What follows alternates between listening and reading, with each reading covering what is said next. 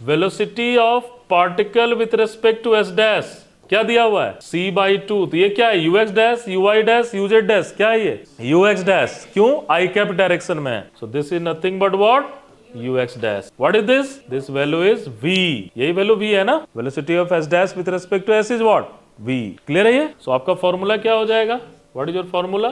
ux is equal to ux dash plus v 1 plus ux dash v upon c square। Clear है ये, चलिए put कीजिए, देखिए क्या आ रहा है value, very good. ux dash की वैल्यू कितनी है c/2, that value is c/4, that is 1 plus c/2 c/4 c square, so what is your ux 2/3c, है ना। uy uz में कोई स्पीड नहीं है ना, क्लियर है यहाँ तक। देख लो भाई, अगर किसी को कुछ पूछना है तो पूछ सकते हो, वेरी सिंपल, बट एग्जाम में ऐसे ही क्वेश्चन आते हैं। ओके, सो खूब सारे प्रैक्टिस करने होंगे आपको, कोई रॉकेट साइंस नहीं आएगा, यही चीज आएगा, so you have to just go for that. Clear है ये, समझ में आ रहा है तुम्हें पक्का। चलो अब जरा ये निकाल कर दिखाओ, velocity of A with respect to C, velocity of A with respect to C निकाल कर दिखाइए पक्का।